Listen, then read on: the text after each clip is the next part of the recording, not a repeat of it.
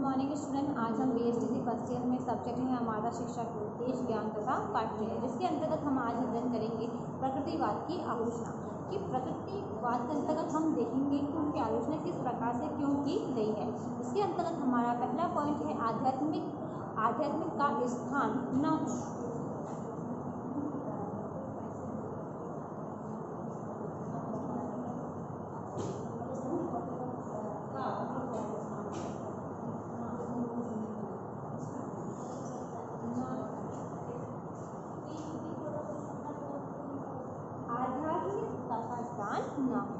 सबसे पहले हम देखते हैं तो प्रकृतिवाद में आध्यात्मिकता का कोई स्थान नहीं है, केवल उसकी कोई कल्पना की गई है।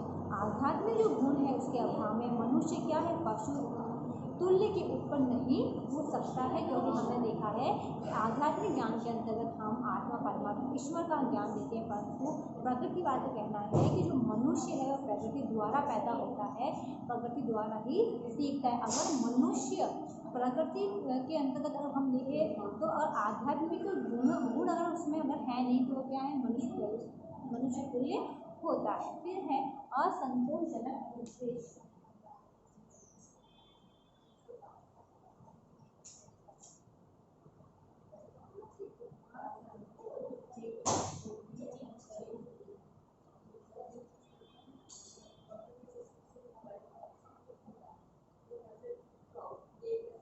असंतोषजनक उद्देश्य। अब हम देखते हैं जो प्रगतिवाद है उसकी शिक्षा के जो उद्देश्य है वे संतोषपद नहीं है। वास्तव में जो बालक है वह क्या है, पशुतुल्य पैदा होता है, परंतु जब वो सामाजिक वातावरण संपर्क में आता है तो वो पशु से मानव बनता है, क्योंकि हमने देखा है कि जिस प्रकार पशु जन्म देता है या मानव जन्म देता है उसकी बुद्धि अविकसित होती है, उसे किसी भी चीज़ का ज्ञान प्राप्त नहीं होता है, परंतु जैसे से वह सामाजिक वातावरण के संपर्क में आता है, परिवार के संपर्क में आता है तो क्या होता है, वह पशु से मानव बनता है, उसको उसके अंतर्गत कुछ न कुछ सीखने को मिलता है। अगर हम एक दूसरी और प्रकृति के भरोसे ही हम मानव को छोड़ दें तो क्या होगा कि वह उसका अस्तित्व खतरे में पड़ जाएगा, उसको बहुत बड़ी हानि भुगतनी पड़ेगी। फिर है पाठ्यक्रम की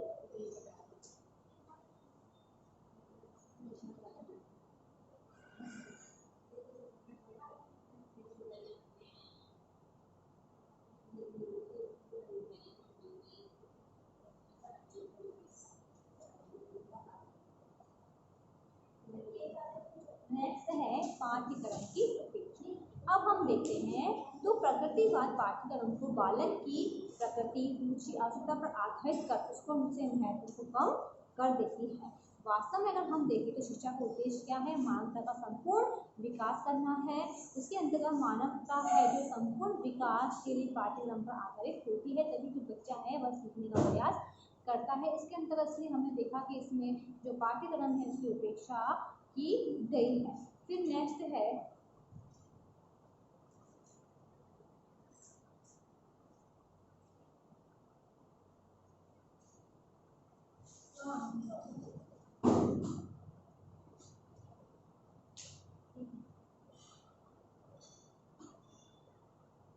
स्वानुभव द्वारा सीखने। अब इसके अंदर हम देखते हैं जो प्रकृतिवाद है वह स्वानुभव द्वारा सीखने पर जोर देता है। उनका कहना है कि जो मनुष्य है वो किसके द्वारा सीखता है, प्रकृति के द्वारा ही सीखने का प्रयास करता है।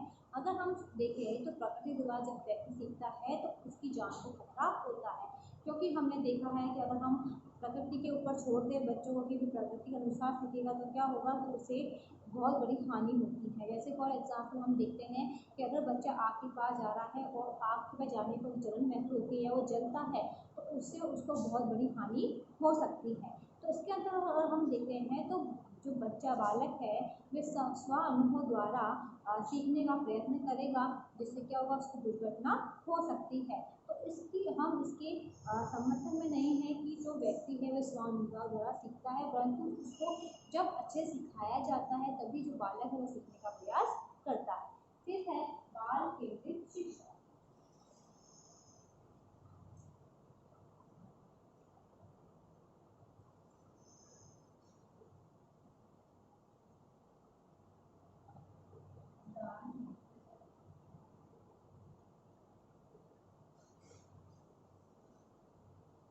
शिक्षा। अब इसके अंदर हम देखते हैं तो प्रकृतिवाद में जो शिक्षा का जो स्थान, शिक्षक का जो स्थान व गौण है, शिक्षार्थी के स्थान क्या होता है, प्रमुख होता है, क्योंकि शिक्षक का स्थान नगण्य होने के कारण शिक्षार्थी उससे अपेक्षा करता है। क्योंकि हमने देखा है विद्यालय में शिक्षक है उसका विशेष स्थान होना चाहिए, क्योंकि शिक्षक द्वारा ही बालकों को शिक्षा प्रदान की जाती है, जिससे बालकों का सामान्य विकास होता है। फिर है अनुशासन सिद्धांत।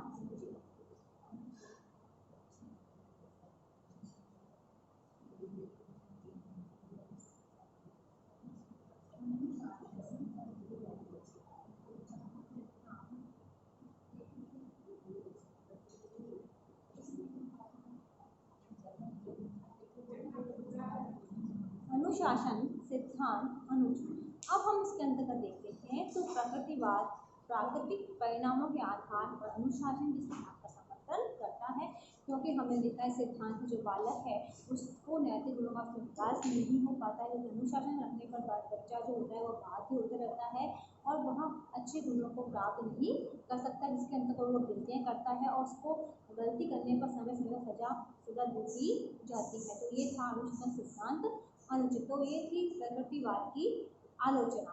अब इसकी जो सिद्धांत है ये हम कल क्लास में पढ़ेंगे।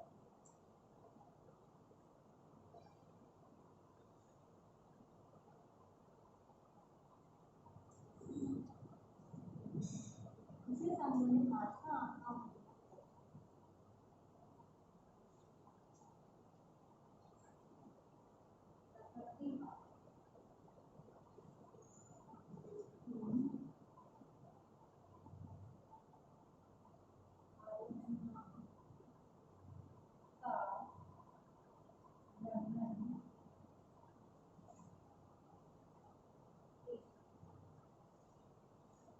प्रकृतिवाद के आलोचना का वर्णन कीजिए।